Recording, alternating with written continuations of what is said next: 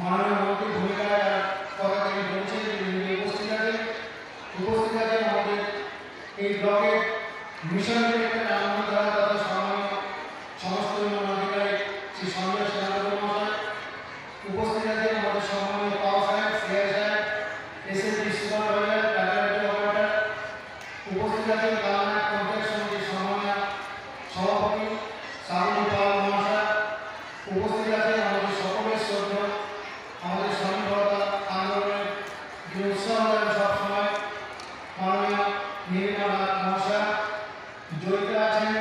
এছাড়াও আমাদের থানা থেকে কৃষ্ণা আছেন, আমাদের পঞ্চায়েত সমিতির সদস্যবৃন্দ আছেন, আমাদের অঙ্গনওয়াড়ি এবং উপস্থিতি থেকে বলেছে কেউ করেনি, ঠিক কথা বলছেন না, তাহলে সর্ব হয়ে যাবে।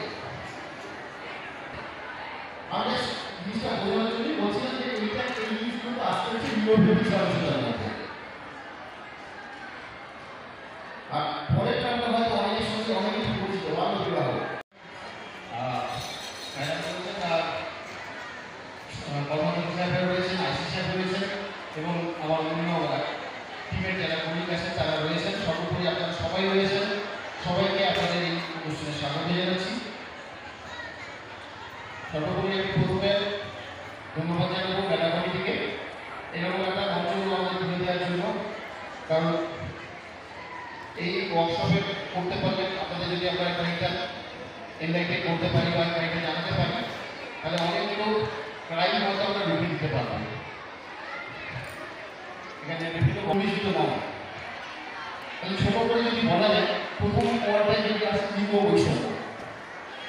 লিঙ্গ বৈষম্য কি জিনিস আমরা জানি? লিঙ্গ মানে কি? হয় পুরুষ নয় নারী। এই পুরুষ নারী যে ভেদাভেদ বা লিঙ্গ বৈষম্য এটাকে বলতে কি রকম বৈষম্য? যদি সোজা কথায় বলি, মা তো সবার, ছেলের বউ মেয়েরও মা, অথচ বড় মাছের পিসটা যায় ছেলের ভাগে আর ছোট মাছের পিসটা যায় মেয়ের ভাগে, তাই হয়তো? হ্যাঁ, যখন ছোট ছিলেন ছোট মাছের পিসটা পেয়েছেন, তাই তো? ঠিক তো? আর এখন কি করছেন যখন মা হয়েছেন? বড় মাছের পিসটা কাকে দিচ্ছেন? কাকে দিচ্ছেন? ছেলেকে, তাই তো? মেয়েকে দিচ্ছেন? কে কে দিচ্ছেন? হাত তুলবেন। একটা হাত বলছি, তাও আমার ভুল করি। যাই হোক, আমি আপনাদের ব্যাপারটা বোঝানোর জন্য, মানে পুরুষ নারীর মধ্যে তো কোনো ভেদাভেদ আছে কি? নেই, কিচ্ছু ভেদাভেদ নেই, কাজের ক্ষেত্রে কোনো ভেদাভেদ নেই। দেখুন না, আমি খুব সোজা এক্সাম্পল দিচ্ছি। আইসি সাহেব পুরুষ, পেছনে যিনি বসে আছেন উনি কিন্তু নারী, মহিলা, উনিও পুরুষ, একই পোশাক পরে আছে, কোনো ভেদাভেদ নেই।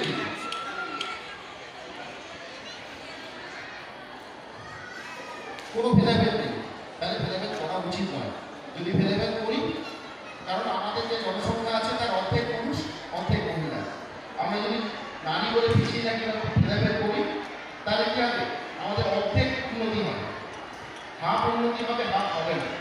কারণ হাফ হচ্ছে পুরুষ, হাফ হচ্ছে মহিলা, হাফের উন্নতি হবে, হাফের উন্নতি হবে না। সেই জন্য সবার উন্নতি একসাথে করতে গেলে সবার কোনো ভেদাভেদ রাখা যাবে না। এবং সেই এগোনোর জন্যই আজকে কি এতক্ষণ ধরে স্যার বলছিলেন এত নিন্দা, এত এত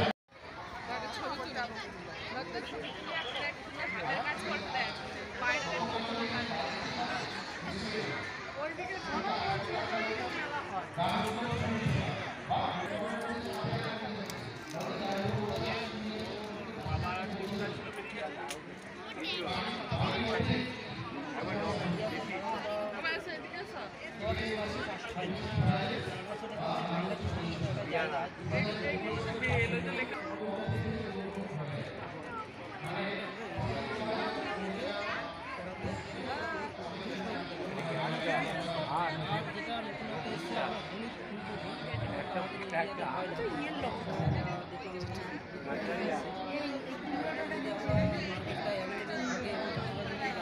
ওই দেখো ব্রোকলি বুঝতে পারছি ভালো লাগে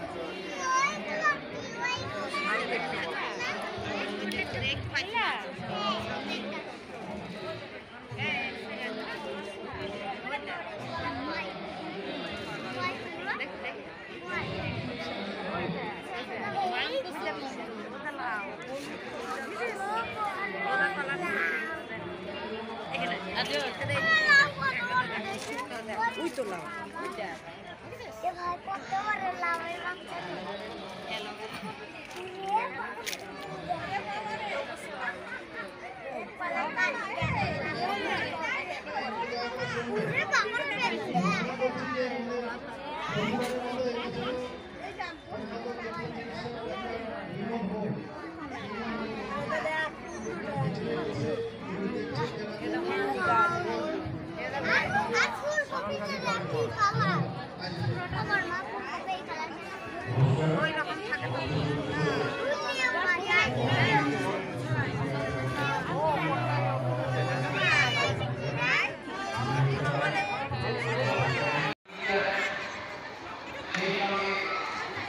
আরো আধিকারিকরা রয়েছে বিডিও সাহেব বলবেন গোটা বিষয়টা বলবেন স্বামী পাল তিনি কিছু বলবেন আপনার নাম বলতে